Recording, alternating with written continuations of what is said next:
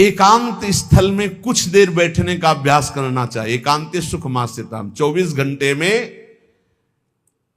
48 minute का तो रख ही लो शांत एकांत। अपने कमरे में शयन के समय आधा पौन घंटा अगर आप निकाल पावे, बड़ा आनंद आएगा।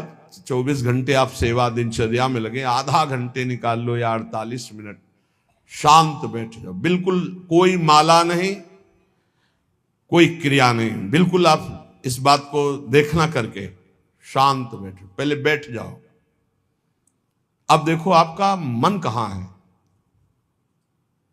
तत्काल देखिए। जो ही शांत बैठे, अब है कहां? जो सामने रूप आ रहा है, चाहे वो वस्तु हो, व्यक्ति हो, स्थान हो, उसमें तुम्हारी ममता है, उससे तुम्हारा संबंध है।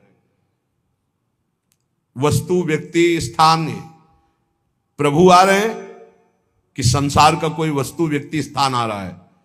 यदि कोई संसार का वस्तु, व्यक्ति, स्थान आ रहा है तो तत्काल उसमें भगवत भावना करो, या वहां से हटा के तत्काल अपने गुरुमंत्र में लगाओ। शांत एकदम बैठो। अब उस समय जांच करो कितनी बार किसका रूप आया।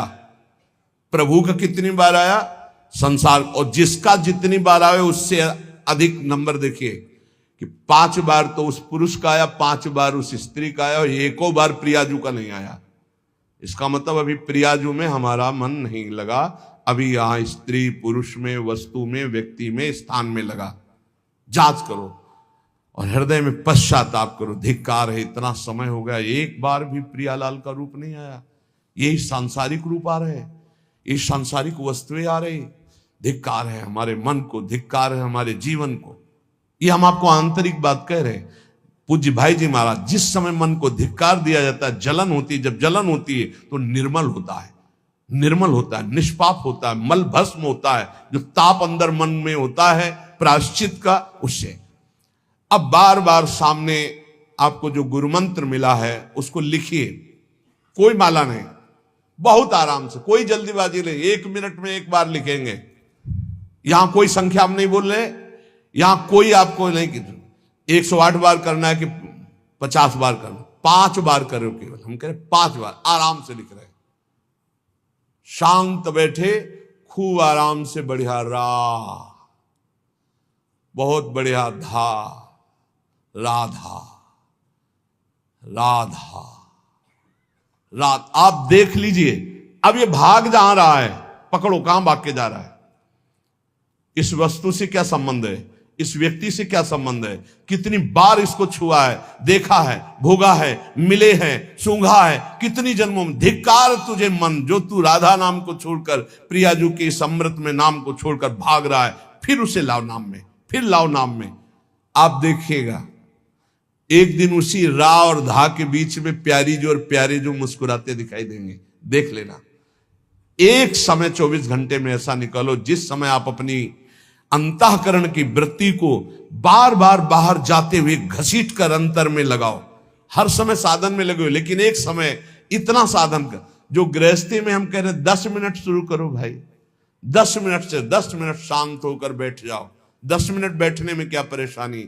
उस समय जांच करो, जहां जहां मन जाए वहां से हटाकर नाम में लगाओ। बार बार सुंदर स्वर्णिम अक्षरों से नाम लिख रहे, रंग बिरंगे अक्षरों से, रा और रंग से, बड़ी आ की मात्रा और रंग से, धा और रंग से, बड़ी आ की मात्रा और रंग से, ऊपर के ऐसे खेलो, मन को खिलाओ, राधा नाम में खिलाओ, डुबाओ इसमें। आप देख लेना, हमारी बात को समझ लो। केवल ये वो बात कह रहे हैं जो आपको प्रियाजू के रूप के ध्यान में डुबो देगी। यही राधा नाम रूप प्रकाशित करेगा। तेरो रूप कहत नहीं आवे, सी हरिवंश कछुक जस गावे, वो रूप ये प्रकाशित कर देगा। तो कहना शून्य स्वेवाव कासेसु, एकांत स्थान में जहां आपको विक्षेप न पड़े। ऐसी वृत्ति के समय अगर आपको कोई शोरगुल सुनाई दे रहा हो, आपका अभ्यास दृढ़ नहीं, तो एक रुई को ऐसे कपड़े में करके, महीन कपड़े में 2 बना लो, ऐसे लगा लो, कान में लगा लो, आवाजें नहीं जाएगी। अब ध्यान करो, देखो साधन की प्रणाली। और जब अपने साधन की बात होती है ना, तो आप हजारों अलग अलग आवाज करो तो हमें बस इतना समझ में आएगा कि चिड़ियां चहचहा रहे हैं। आवाजें निकल रही, हमारे लक्ष्य में कोई अंतर नहीं पड़ने वाला। और अगर डूबना हो गया तो आवाज भी खत्म, श्रवणेंद्रिय होते हुए भी शोरगुल नहीं सुनाई देगा। पर प्रारंभिक दशा में ऐसा चाहिए। अगर आपको बार बार विक्षेप हो रहा हो, विक्षेप तो इतना कि घड़ी का टक टक भी बर्दाश्त नहीं होता, मन है ध्यान में बैठे ना, वो पहली बार एक खिड़की खुला है, खिड़की खुला है, खिड़की, अब उठो पहले खिड़की बंद करके आओ। ये इसको बैठते ही देख लो कि कोई ऐसा प्रश्न तो नहीं कर रहा कि अमुक कोई बात हो, उसको निपटा दो पहले। हम सबसे पहला काम करते थे, अगर राधा वल्लभ जी के दर्शन करने जाने हो, हमें इत्र खरीदना, तो सबसे पहला काम हम इत्र खरीदेंगे। क्यों? ये दर्शन नहीं करने देंगे, इत्र खरीदना है। बार बार कहेगा इत्र हमें दर्शन में नहीं डूबने देगा, तो पहले हम वो काम सब कर लेते थे जो राधा वल्लभ जी के दर्शन के बाद कर रहे हैं। अब दर्शन में तो केवल दर्शन। ऐसे ही जब हम ये जो 20 मिनट 30 मिनट 40 मिनट समय की बात करें, इसमें जब आपको समय देना हो तो कृपया मन के लिए कोई काम मत छोड़ना, वो बिल्कुल फुर्सत वाला। इसलिए हम कह रहे हैं सोने जाने के समय कि अब हम शयन करने जा रहे हैं, उस समय आप समय दीजिए। और अगर ये पहले ही बार में कह दे कि अमुक अमुक अमुक, तो तुरंत सुधार दीजिए, नहीं पूरे ध्यान में वही चलाएगा। वो बहुत बहुत ही विघ्नकारी रहता है जब तक निर्मल नहीं हो जाता। और जिस समय नाम पकड़ने लगता है, ऐसा आनंद आता है कि केवल रोने का मन करता है। आप इसको करिएगा जरूर, एकांत स्थल पे करिएगा। और जब ये करने विघ्न करे तो कान में श्रवण होता रहता है, शोरगुल। तो ये हमने किया है प्रारंभ में, रुई में ऐसे, और एक महीन कपड़ा का बना के ऊपर कपड़ा से ऐसे और ऐसे खूब ठास के भर ले, अब आवाजें ले जाएगी, अब अंदर राधा राधा राधा, आनंद आएगा। ये प्रारंभिक है, ये आगे चल के इनकी जरूरत नहीं पड़ती अंतर्मुख होने पर। तो एकांत स्थल में जब इस तरह से साधना की जाती है तो उपासक का चित्त भगवदाकार होने लगता है। कह रहे हैं वही सच्चा सन्यासी है। वाग्दंड कर्मदंडश्च मनोदंडश्च ते त्रयः यस्यैते नियता दंडा सत्यदंडी महायति। श्री दत्तात्रेय जी महाराज कह रहे हैं वाग्दंड, जिसने वाणी को वाग्दंड मौन में स्थित कर दिया। वाग्दंड यही प्रपंच की वार्ता नहीं बोलनी, भगवद वार्ता केवल बोलनी। वाणी को दंडित करो, ये बहुत चटर चटर प्रपंच की बातें करती, नाम जपने में इसको थकान लगती है, प्रपंच की बातें करने में नहीं। इसलिए इसको मौन के द्वारा वाणी को शासन में रखो, या तो भगवत चर्चा या मौन। दूसरा कर्मदंड, जो सन्यासी होता है वो निष्कर्म अवस्था की तरफ बढ़ता है। प्रापंचिक कर्मों को करते हुए भगवान नाम स्मरण करके यदि कर्म समर्पण कर दिया जाए तो वही गति प्राप्त होती है। ये तो सर्वाणि कर्माणि मयि सन्न्यस्य मत्पराः, प्रापंचिक कर्म है, व्यापार नौकरी आदि नाना प्रकार के। लेकिन इन कर्मों को भगवत स्मरण करते हुए किया जाए, भगवत समर्पित कर दिया तो वही गति प्राप्त होती है जो निष्कर्म अवस्था को प्राप्त सन्यासी की होती है। 3 दंड होते हैं, वाग्दंड, और एक होता है कर्मदंड, शरीर को निश्चेष्ट रखना, निष्क्रिय रखना, और मनोदंड, मन को निसंकल्पित रखना, कोई संकल्प न बनना। इसे संन्यास भाव को प्राप्त महापुरुष की अवधूत स्थिति तक पहुंचने का यह रास्ता है।